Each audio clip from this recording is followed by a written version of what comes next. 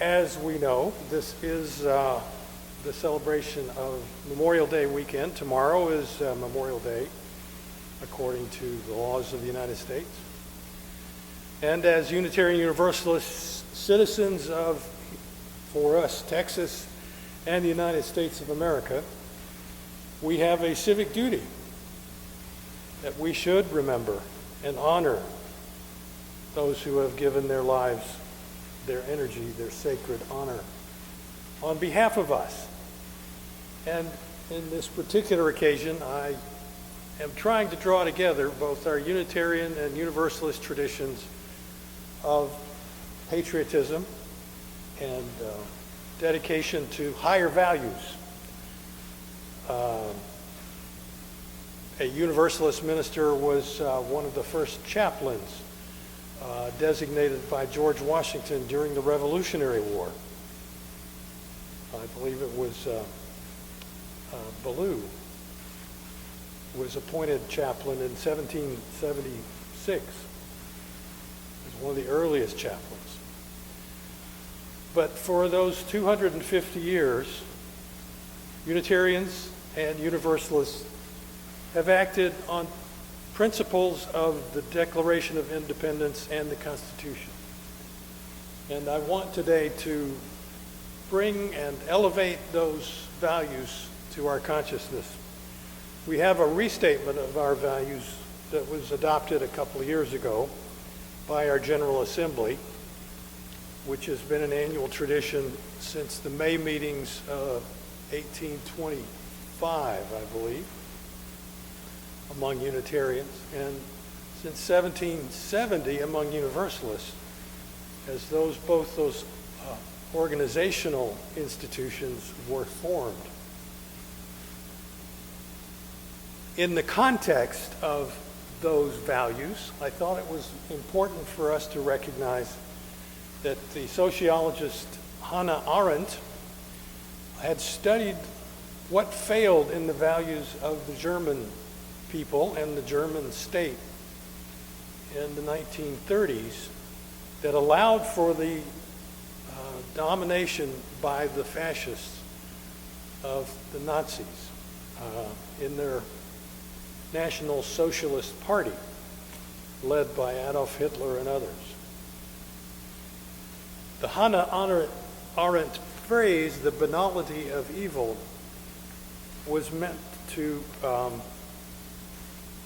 emphasize that evil can thrive when language becomes detached from lived reality and when officials speak in formulas rather than in affirmatively moral terms.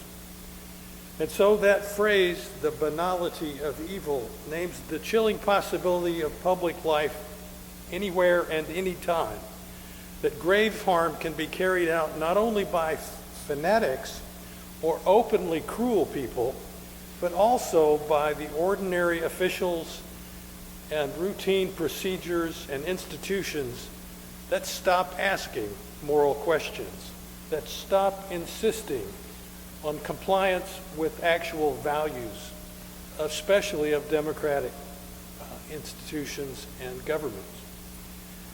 By Hannah Arendt's account, evil becomes banal when human beings surrender judgment to systems, rules, scripts, and their own career incentives.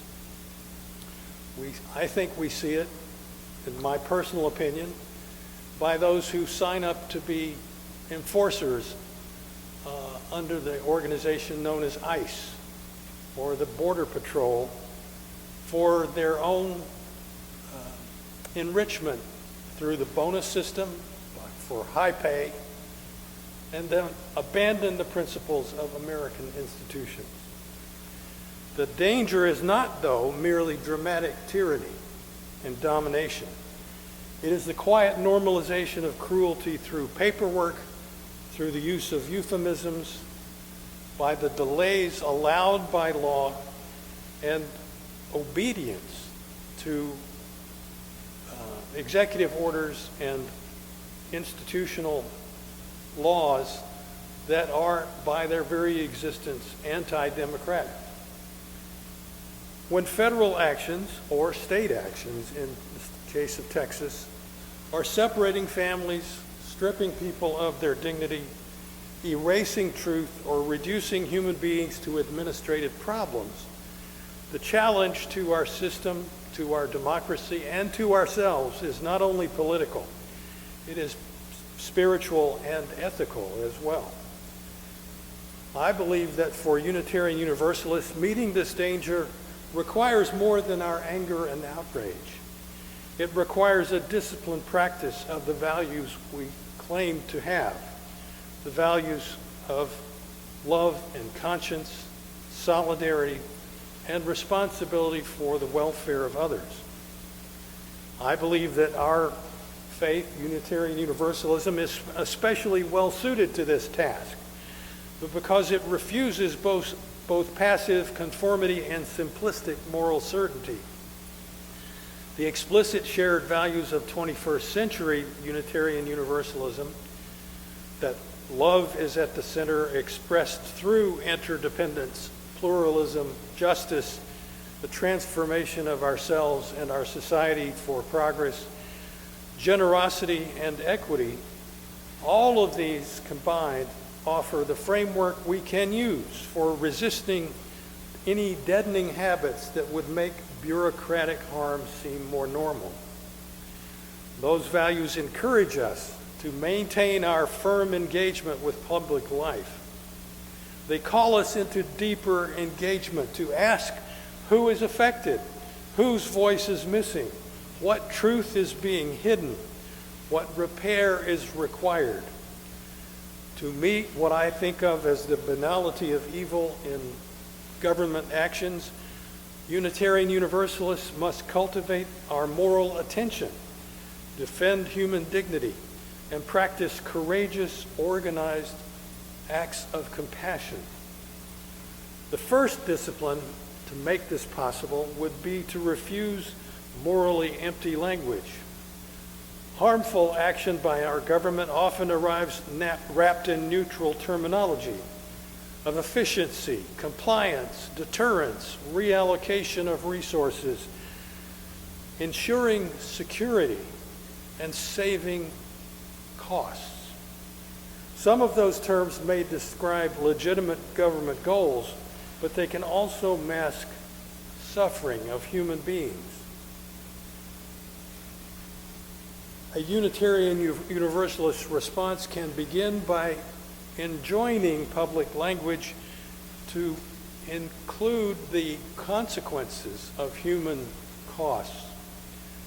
As love is the center of our Unitarian Universalist values, it is not sentimentality. It is an insistence that every person is entitled to dignity and respect. Our love is the center that binds the shared values together that we say we hold. Justice calls ourselves and our communities to build the communities where all can thrive and to resist systemic oppression. So this means naming what policies changes are doing to individuals of all identities, their families, their neighborhoods, and ecosystems, recognizing the human cost. If an action that is proposed or enforced would humiliate, exclude, terrorize, abandon, or dispose of people, then moral clarity on our part requires that we recognize and expose that reality. The value of equity sharpens that clarity by reminding us that any changes or enforcement of government policies and systems actually don't affect people equally. The banality of evil often flourishes where institutions treat unequal burdens as acceptable collateral damages. And so that UU value of equity means that every person is inherently worthy and has the right to flourish with dignity, love, and compassion in their own ways. That principle implies our resolve to challenge policies that treat some communities as expendable, disposable, whether through selective enforcement inaccessible services, discriminatory exclusion, or underfunding of public services on which vulnerable people actually depend. If we meet the banality of evil through equity, it means that we must continue to ask concrete questions. The Latin phrase qui bono, who benefits, and who bears the burdens, who gets heard before decisions are made, who is presumed credible, and who must prove their worth, their humanity again and again. Our Unitarian Universalist values tell us that we cannot stop at procedural fairness alone. We must examine the outcomes, especially for those whose identities have been historically targeted by racism, by xenophobia, by poverty, ableism, or religious prejudice. Bureaucratic indifference becomes less possible when institutions are forced to face the consequences or unequal distribution of harm to those who are affected. Our values of interdependence and pluralism undermine the fantasy that one group can be secured by sacrificing other groups.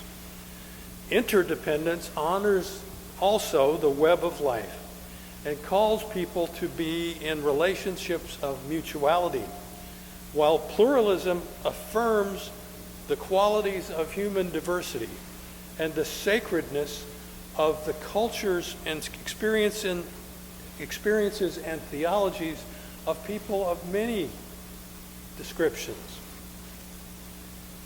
So we cannot confront without knowing that we have a habit, a history of sorting people into categories of those who are deserving and those who are undeserving, of those who are citizens and those who are not citizens, those who are protected and those who are treated as if they were disposable. So the banality of evil depends on psychic distance. It asks those who are enforcing the laws, whether they be clerks, officers, analysts, or voters, to try to forget that the person affected by a detention order, a data system, a denial, or certain kinds of files of records, all of us are part of the same human web.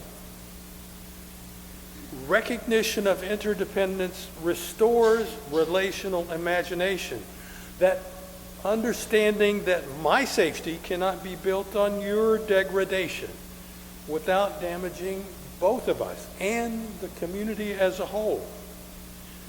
And the consciousness of pluralism adds the crucial discipline that we must be willing to hear testimony from those most affected. We must hear and understand who is being pushed down in order for others to prosper. When government systems dismiss difference as inconvenience, they must, by definition, become insensitive, coarse, and thereby become dangerous. But when they respect diverse experience as a source of truth, those systems can become more accountable and more humane. So our Unitarian Universalist commitment to these sorts of values really matters, because the banality of evil would feed on our resignation and acceptance. We cannot allow ourselves to accept incremental deterioration of democratic rights and remedies. The power of the vote, the allocation of political accountability according to where you live, and making that blind to differences. We cannot accept that this is simply how government seems to be working more efficiently, that the rules as pronounced by our Supreme Court which allow manipulation of the right to vote and the right to elect, that these are not immutable. And no one person or no one court can take away the rights that are inherently ours as human beings. That we can change the system, and we are not naive to expect conscience from institutions at large. Our Unitarian Universalism, our values, and our faith rejects fatalism. We continue to assert that positive transformation can be a shared value, grounded in adaptation, growth, and ethical consciousness for the benefit of all. And so, in civic terms, that means our relation to government is not a moral constant. Policies can and should be revised. Records can and should be corrected. Oversight can be strengthened. Budgets redirected for the benefit of the greater good. Whistleblowers must be protected, and public pressure must be organized. We understand that democratic institutions are and always have been and always will be imperfect, but they must remain protected places where harm can be brought out and elevated to our conscience and our consciousness and interrupted. If we are to meet the problems of this society faithfully, Unitarian Universalists must maintain and increase our support for watchdog organizations like the Texas UU Justice Ministry. We must protect the freedom of the press despite the consolidation of media. We must continue to insist that testimony at hearings are important, that we must join and affirm progressive coalitions. We must accompany threatened communities when they challenge oppression. We must also deny false narratives, the lies that we know are being foisted upon us by our governments. And we must insist that efficiency and administrative convenience never outranks human dignity. But also, we know that our transformation of society requires our work on ourselves. Hannah Arendt's warning was partly about thoughtlessness, being oblivious. And so our overall response to our in name of our social conscience must include habits of inner reflection, that we must pause before we repeat an official script. We must ask ourselves whether a lawful action is also a just one. And we must practice our courage to dissent if our consciences are at stake. But finally, our Unitarian Universalist value for generosity will help prevent resistance becoming hollow or purely reactive if we can also cultivate an attitude of gratitude and an attitude of hope despite oppositional powers. We can express that through sharing both our presence and resources in times of protest. And so that means that in confronting harms that we do perceive, our generosity means more than charitable relief after the damage is done. It means that we must continue to build and maintain the durable practices of care that you are doing with your MAM connection that Janice is organizing with you.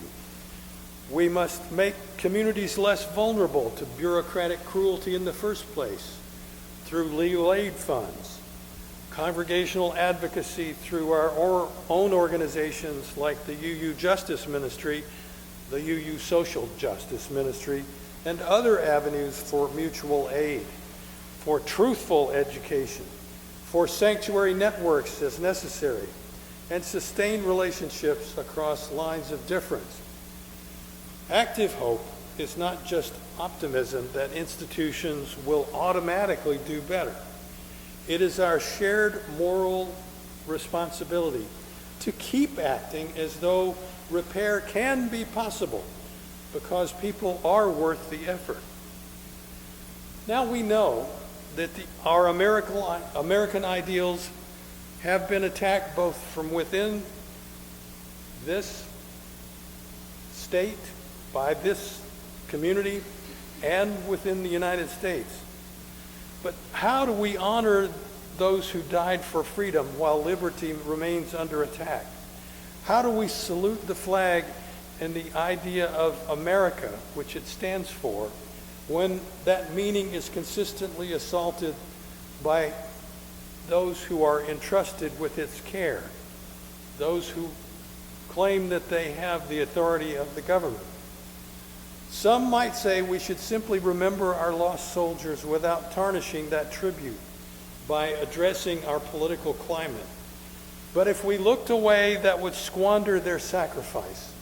It is our responsibility to be candid about the ongoing crises and honor those who serve even more urgently with each day that passes, with each new senseless war that is declared on our behalf, and which those who have chosen to serve in our armed forces are asked to wage on behalf of this great country we claim.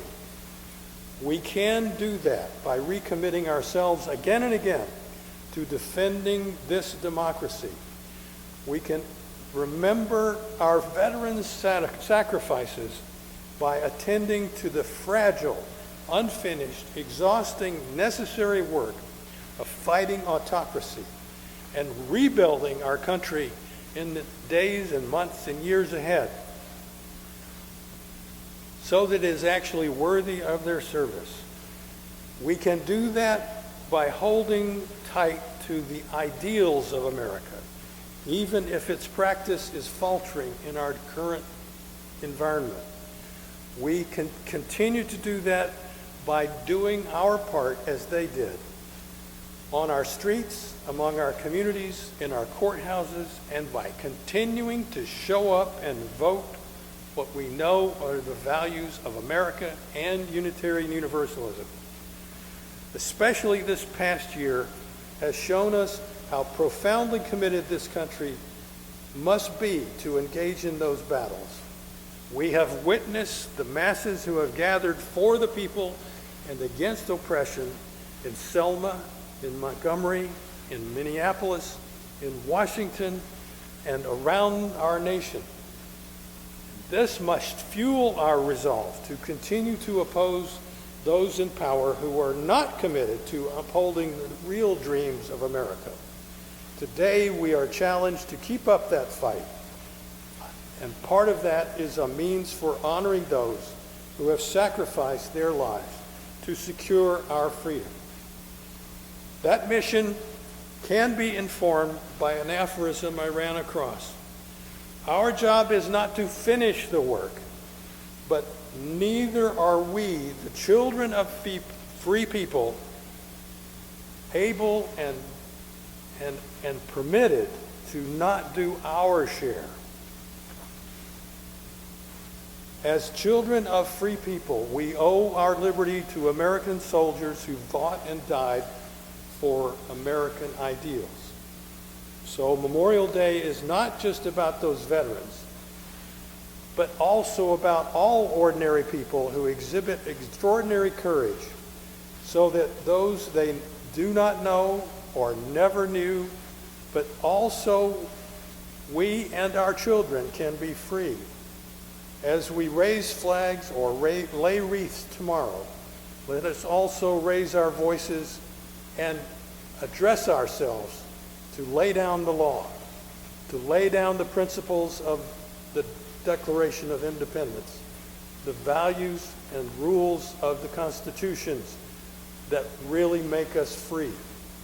So as we enter this summer following a year of shocking corruption and injustice, let us be realistic. No one can finish the work, but let us all be prepared to do our share for democracy, consistent with our shared values of freedom and democracy. Thank you for your attention this morning.